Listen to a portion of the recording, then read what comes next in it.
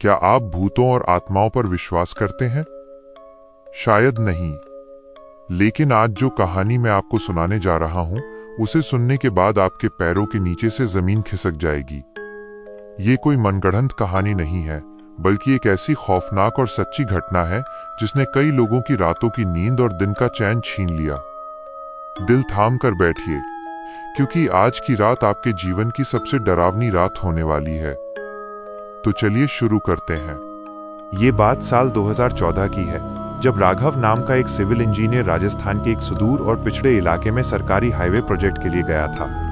वहां रहने के लिए कोई होटल नहीं था, इसलिए सरकार की तरफ से उसे एक बेहद पुरानी ब्रिटिश जमाने की आलीशान लेकिन जर्जर कोठी में ठहराया गया। कोठी के आसपास दूर दूर तक सिर्फ सन्नाटा और सूखे पेड़ थे। कोठी के बूढ़े रखवाले दीनू काका ने राघव को पहले ही दिन चेतावनी दी थी कि बाबूजी सूरज ढलने के बाद इस कोठी के पिछले हिस्से में बने उस बंद कमरे की तरफ मत जाना, जहां बरसों से ताला लटका है। राघव पढ़ा लिखा था, उसने हंसकर बात टाल दी। पहली रात सब कुछ सामान्य रहा, लेकिन असली खौफ की शुरुआत दूसरी रात से हुई। रात के करीब 2 बजे, जब पूरा इलाका गहरे सन्नाटे में डूबा हुआ था, अचानक राघव की नींद एक अजीब सी आवाज से खुली। उसे ऐसा लगा जैसे कोई उस बंद कमरे के अंदर भारी जंजीरें घसीट रहा हो। सन्नाटे को चीरती हुई वो आवाज राघव के कानों में पिघले हुए शीशे की तरह उतर रही थी। वो डर से कांप उठा, लेकिन खुद को तसल्ली दी कि शायद कोई जानवर होगा। अगले दिन जब उसने दीनू काका से पूछा, तो बूढ़े काका का चेहरा सफेद पड़ गया और उन्होंने सिर्फ इतना कहा कि बाबूजी, अपनी जान प्यारी है तो यहां से चले जाओ।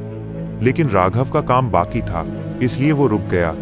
तीसरी रात जो हुआ, उसने राघव की रूह को झकझोर कर रख दिया। उस रात मूसलाधार बारिश हो रही थी और बिजली पूरी तरह कट चुकी थी। राघव अपने कमरे में मोमबत्ती जलाकर लेटा हुआ था कि तभी उसे उस बंद कमरे से किसी महिला के रोने और सिसकने की आवाजें आने लगी। वो रोना इतना दर्दनाक और भयानक था कि राघव के रोंगटे खड़े हो गए। तभी अचानक उसके कमरे का दरवाजा अपने आप जोर से खुला और मोमबत्ती बुझ गई। पूरे कमरे में बर्फीली ठंडक छा गई, जबकि बाहर भीषण गर्मी का मौसम था। राघव ने कांपते हाथों से अपने फोन की फ्लैशलाइट ऑन की।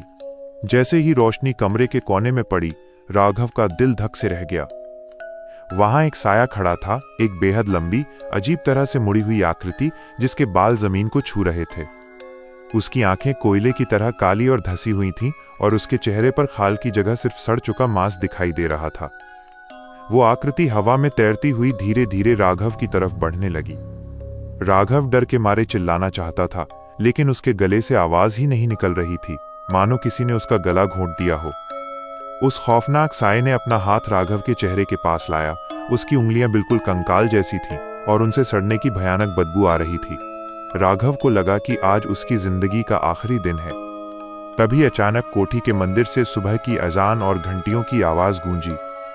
उस आवाज के गूंजते ही वो भयानक आकृति एक गंदी और दिल दहला देने वाली चीख मारते हुए दीवार के पार गायब हो गई। राघव के शरीर में जैसे ही जान आई, वो बिना अपना सामान लिए नंगे पैर उस कोठी से बाहर भागा। वो भागता रहा जब तक कि उसे हाईवे पर एक ट्रक नहीं मिल गया। राघव उस खौफनाक रात से तो बच गया, लेकिन उस रात के डर ने उसका पीछा कभी नहीं छोड़ा। आज भी जब कभी रात को अंधेरा होता है, राघव को अपने बिस्तर के पास उसी कंकाल जैसे हाथ का एहसास होता है और वो डर से कांप उठता है। वो कोठी आज भी वैसी ही वीरान खड़ी है और लोग कहते हैं कि जो भी उस बंद कमरे के पास जाता है, वो फिर कभी लौटकर वापस नहीं आता। तो दोस्तों, ये थी आज की खौफनाक कहानी। अगर इस कहानी ने आपकी नींद उड़ाई हो, तो वीडियो को लाइक जरूर करना और चैनल को सब्सक्राइब कर लो, क्योंकि ऐसी ही और भी डरावनी कहानियां आने वाली हैं।